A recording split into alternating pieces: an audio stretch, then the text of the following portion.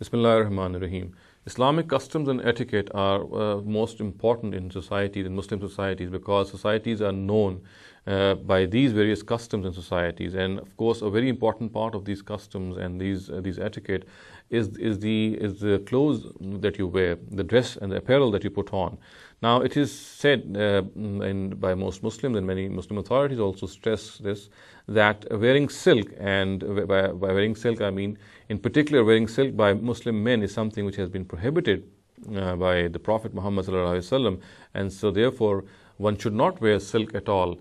And in this case, Muslim men need to be even more careful, because as the Prophet it is reported to have said, that a person who wears the cloth of silk or the apparel of silk in this world, he shall not be able to wear it in the hereafter or in paradise, which of course shows his sternness on the fact that one should not do this. Now, on the basis of this directive, silk wearing is prohibited.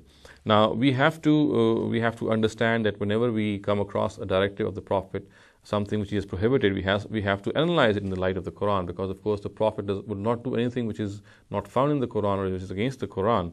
He would of course follow the Quran very diligently.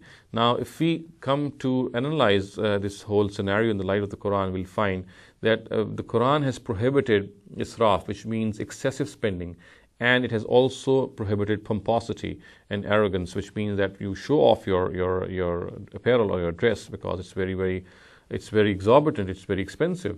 This is something which is very grave, and something which is very serious in the eyes of Islam. And so therefore, the Prophet of Islam prohibited everything, every manifestation of excessive spending that he came across, as well as every manifestation of arrogance. Now, wearing expensive dresses, expensive clothes, expensive apparel is something which badly dents the inner purification of a person.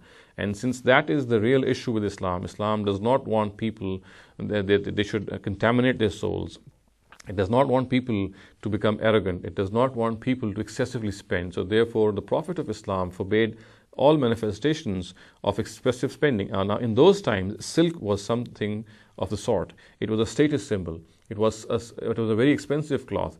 And since wearing that cloth would produce arrogance in a person, and of course it would also involve the spending of a large amount of money, and therefore excessive spending, the Prophet forbade it.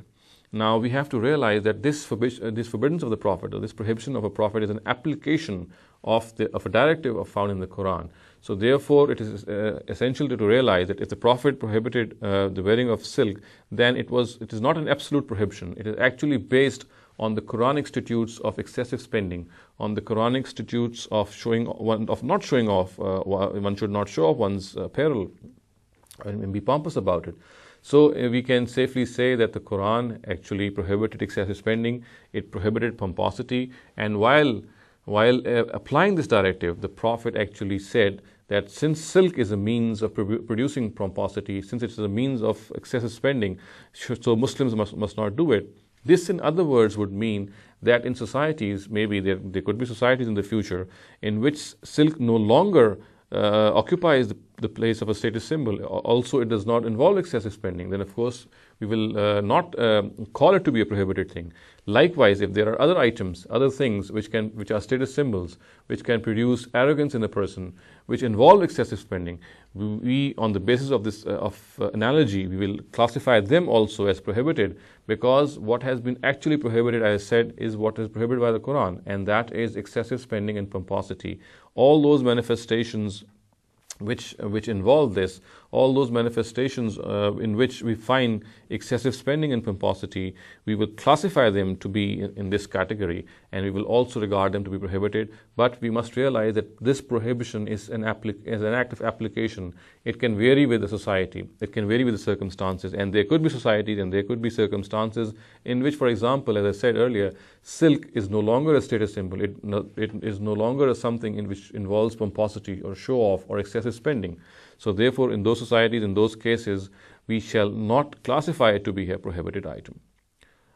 أقول قولي هذا واستغفر الله لي ولكم ولسائر المسلمين والمسلمات.